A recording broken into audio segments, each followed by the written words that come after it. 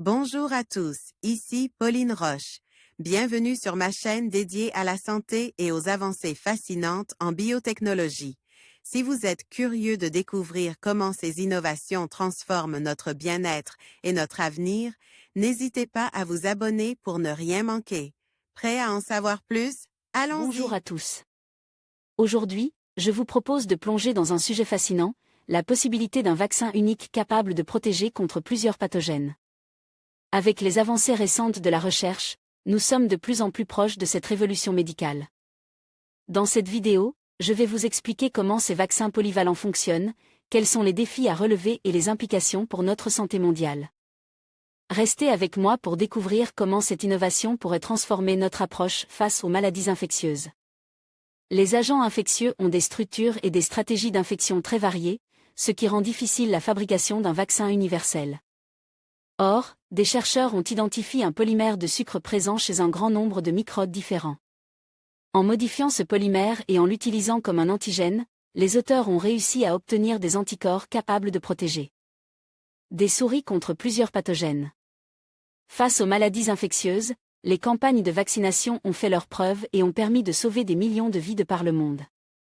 Cependant, la mise en place d'un vaccin contre un microbe particulier est à chaque fois un véritable casse-tête pour les scientifiques.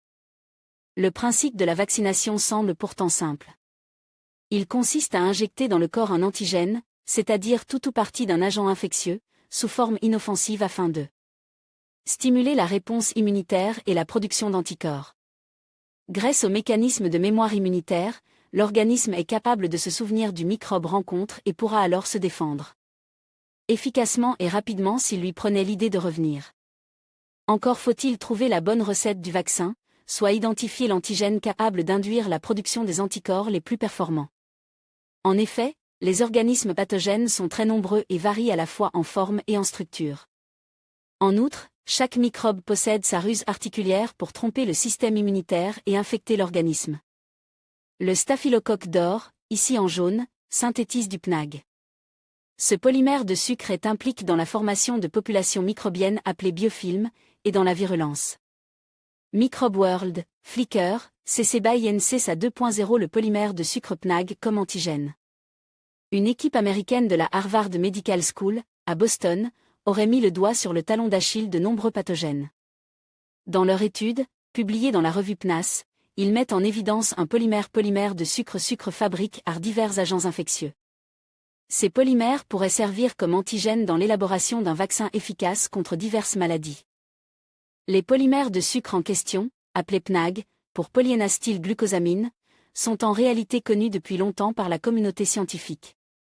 En effet, plusieurs types de bactéries, comme le staphylocoque d'or et Escherichia coli, sont capables de les produire et de les intégrer dans leur membrane cellulaire. De nombreuses études ont également montré leur rôle dans la virulence du staphylocoque d'or. Des polymères sucres présents chez de nombreux pathogènes. Cependant, l'utilisation de ce PNAG pour produire un vaccin universel avait jusqu'ici ses limites. Tout d'abord, bien qu'il soit présent chez certains pathogènes, aucune preuve ne permettait de dire qu'il l'était chez un grand nombre d'entre eux. Ensuite, les anticorps fabriqués par l'organisme en réponse à ces sucres n'étaient pas très efficaces pour lutter contre les infections. C'était sans compter sur le coup de pouce des chercheurs américains. L'équipe a tout d'abord montré que le PNAG était bien plus commun chez les pathogènes qu'on ne le croyait. Par des techniques d'immunologie, ils l'ont identifié chez d'autres espèces bactériennes, comme Streptococcus pneumoniae, peut causer des pneumonies et Neisseria meningitidis responsables de méningite. Ce polymère n'est pas uniquement présent chez les bactéries puisque les auteurs l'ont également retrouvé chez Candida albicans, une levure responsable d'infections graves, et chez la forme sanguine de Plasmodium falciparum, est agent du paludisme. Nous savions depuis longtemps que les staphylocoques et d'autres bactéries responsables des infections nosocomiales produisaient du PNAG, explique Gérald Pire, directeur de cette étude. Ces travaux montrent que de nombreux autres pathogènes fabriquent ces polymères. Des PNAG modifient pour un vaccin contre diverses maladies. Les anticorps contre le PNAG fabriqués naturellement par l'organisme ne permettent pas de lutter contre les infections, car ils ne favorisent pas la phagocytose des micro-organismes pathogènes. Afin de produire des anticorps plus performants, les auteurs ont injecté des PNAG modifiés à des animaux. Leurs résultats montrent que les anticorps introduits ensuite chez des souris, se sont révélés plus efficaces pour les protéger contre différents pathogènes, tels que Streptococcus pneumonia, Listeria monocytogène, Neisseria meningitidis, Candida albicans et Plasmodium derguez, le parasite du paludisme chez la souris.